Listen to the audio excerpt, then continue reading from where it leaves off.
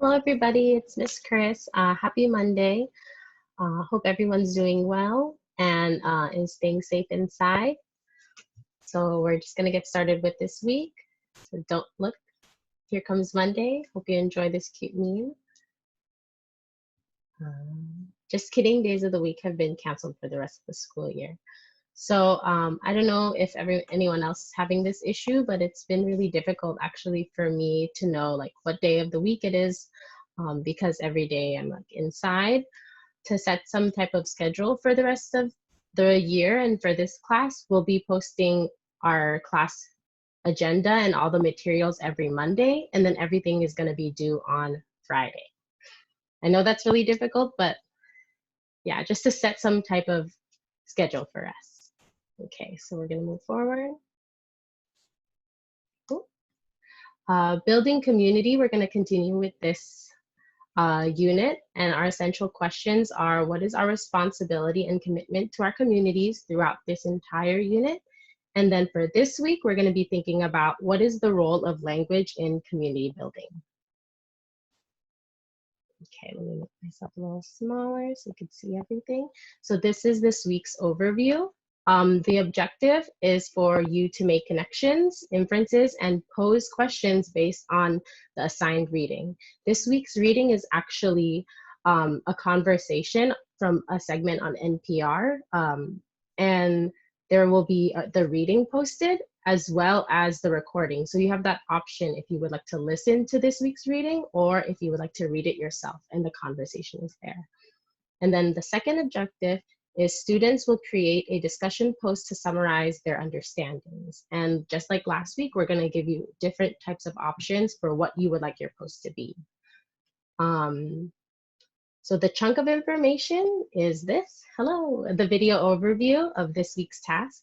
For your process, you will read the article, How to Translate a Concept Like Social Distancing in Other Languages, which is from NPR's Weekend Edition. And then the application and practice, you will respond to the discussion post on Schoology. And this week, I understand that some folks were having trouble last week, so I'll do a little breakdown after this.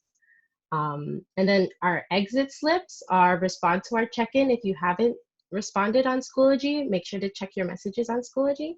And then maybe if you need to, turn in any late work. So last week's post or the independent book study project, which you can still turn in on Google Classroom.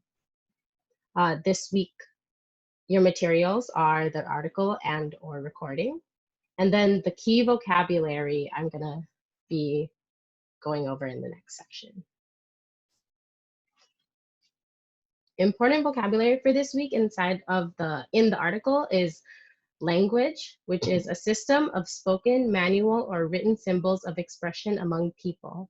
The functions of language include communication, expression of identity, play, imaginative expression, and emotional release.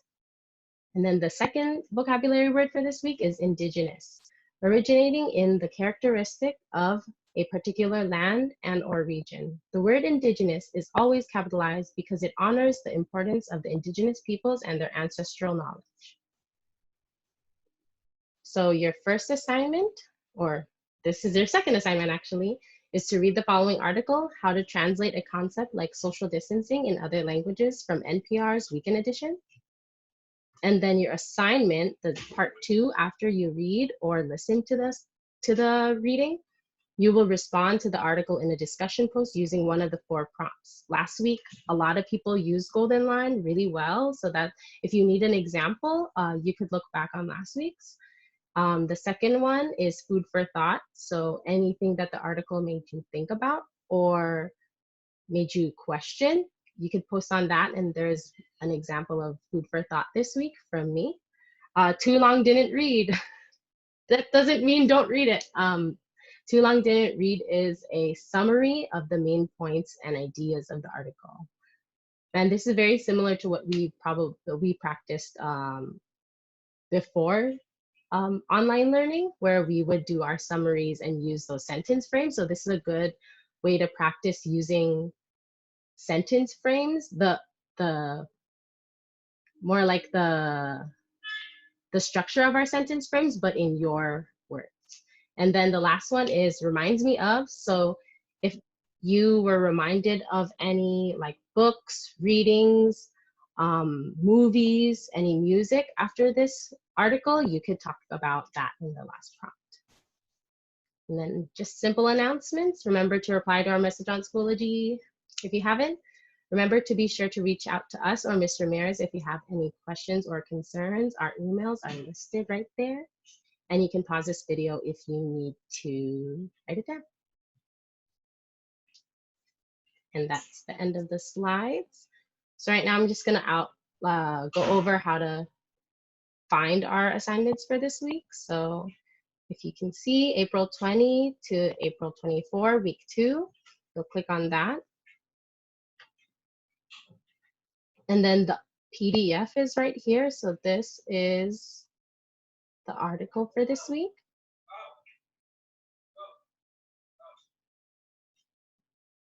Loading document.